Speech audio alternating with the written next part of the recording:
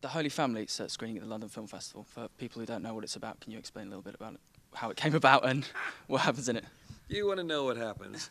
Here's a family of arguing parents and a brat of a child visiting Naples. And there's a street in Naples which sells these beautifully carved nativity scenes and pulcinella in Italian, puncinella in English.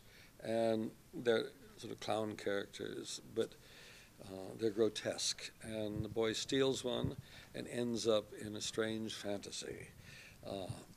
Where I think he's devoured by Pulcinella, heads roll, all sorts of wonderful things happen. And the boy, I think, learns that his parents aren't the worst people on the planet, basically. Naples was like one of your instructions, as well as not to have someone die in the film. Did you find a very inspiring place to go, or had you been before as well before? No, I'd been to Naples several times, and I'd never had enough time to really absorb it. There was always short trips. So that was one reason to make the film. It gave me a chance to hang out there for a few weeks. And I just find it an extraordinary city because it's explosive. It's just, I mean, we've got Vesuvius next door, and the people are like that. It's got all this incredible energy. And at first it seems utterly chaotic and dangerous, but it's not. Once you begin to understand the rhythms of the place, it's the most wonderful place, and the people are great. Is it quite sort of rejuvenating, I guess, working on a short, because feature films take a long time, and you've done sort of, I think the Arcade Fire thing was recently, the opera as well, so is it a good new experience to do? Yeah, no, it's nice. It's great that you can actually, you don't have to spend years trying to raise the money. Boom, the money's there. You go and spend a week shooting, and you put it together. It's kind of like going back to Python in a sense, where we could work fast and quick. And whether I was doing the animations, you get in there, do your stuff, and that's over.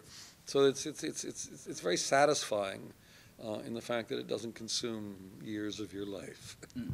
You mentioned earlier about sort of Time Bandits, the 3D version of it. Is there any of your films that you think you'd like to see in 3D, or would you consider making a 3D film in the future? I'm not a great fan of 3D because it just raises the cost of a movie, and anything that raises the cost of a movie probably limits the ideas you can play with. It normally works that way. There's this attempt to do a 3D-ized version of Time Bandits. And I like that only because it gets the film out again. It gives it a second life. That's the important thing.